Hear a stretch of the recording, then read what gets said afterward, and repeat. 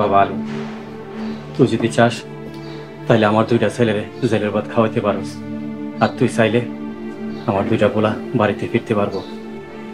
আমি ওদের হইয়া তোর কাছে মাপ চাইতেছি, তুই ওদেরকে মাফ করে দিস। আর আলাল দুলালের মা ছেলেদের চিন্তায় অসুস্থ হয়ে পড়ছে। ইমাম সাহেব, আপনি কিছু কন। একজন বাবা ভিখারি নিয়ে আপনার দুয়ারে আসছে, আপনি কিছু কন, আপনি আমার সাহায্য করেন।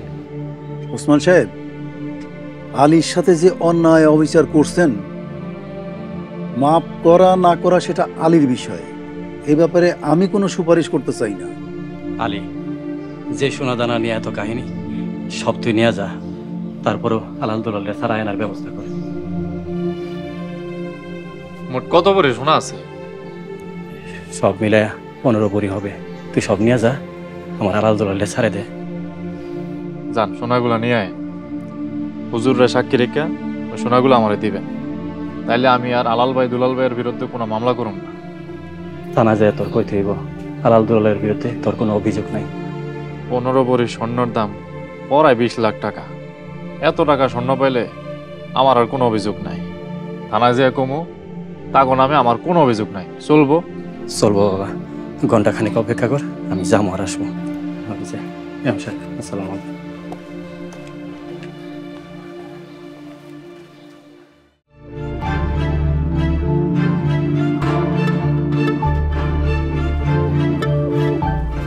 আলালের বাপ, আপনি যায়েন না।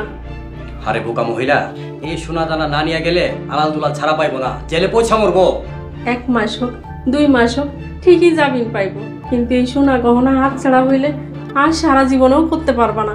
বাচ্চা গো ভবিষ্যৎ নষ্ট হইব। ছেলেদের কষ্টের চাইতে তোমার কাছে এই সোনা দানা বড় হয়ে গেল। যখন চুরি করছিলা তখন ছেলে মেয়েদের ভবিষ্যৎ চিন্তা তোমার কাছে কইরা ছিল। এই স্বর্ণ গহনা আমার সন্তান গো ভবিষ্যৎ। তুমি এই গহনা নষ্ট করো না, ওকে ভবিষ্যৎ নষ্ট করো না। এই তুমি কেমন মা? ভবিষ্যৎ তো আল্লাহ পাকের হাতে। ছেলে দুইটা জেলে পড়ে কষ্ট করতেছে, আর তুমি পড়ে আছো সোনা দানার মায়ায়। আমি যাইতাছি, খবরদার বাধা দিবা না। বাবা, আলীর অর্ধেক দেন আর বাকি অর্ধেক থুয়ে যান, আলী বুঝতেও পারবো না। তুই চুপ কর, জাল জালিয়াতির বুদ্ধি মাথা থেকে জারে ফেলা। তুই তোর মায়ের মতো হোস না। আলালের বাবা, পুলাগো কথা নাই বাদই দিলাম। মায়াডার কথা ভাববা না, মায়াডারে বিয়া দিতে হইব না। এই গহনা হাত ছাড়া হইলে আর কি ফিরে পাইবা? মায়ার বিয়া আর ছেলের ভবিষ্যৎ আমি আমার আল্লাহ পাকের হাতে ছেড়ে দিলাম। এই মুহূর্তে ছেলেদের কষ্টের চাইতে বড় কিছু আর না। আমি গেলাম।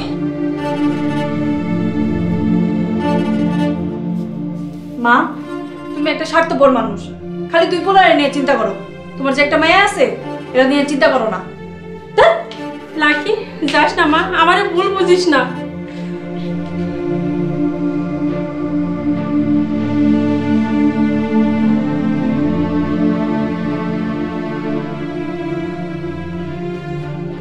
ইমাম সাহেব, ইমাম সাহেব, আসসালামু আলাইকুম। ওয়ালাইকুম আসসালাম। এই নে বাবা, 15 ভরি আছে। সব আনছেন তো নাকি কিছু আনছেন কিছু রাখ খাইছেন? আল্লাহর কসম লাগে, যা ছিল সব নিয়ে আইছি। তারপরে যদি তোর বিশ্বাস না হয় তাহলে স্বর্ণ দোকানে চল, মাপ দিবি। যদি কম হয় যা শাস্তি দিবি মাইনা নিমু। আলী, একটা কথাও কই বাবা, ওসমান সাহেবরে অবিশ্বাস করিস না, তিনি খুব ভালো লোক। ঠিক আছে চলেন। বলেন, ইমাম সাহেবের সাক্ষী রেখা কিন্তু আমার এই সোনাগুলা দিছেন, পরে কইলাম আবার অস্বীকার করেন না। শুধু ইমাম সাহেবকে উপরে আল্লাহ পাকের সাক্ষী রেখে দিয়েছি। চল বাবা। হুজুর, এই সোনাগুলো আপনার কাছে রাখ। ঠিক আছে বাবা, চলেন।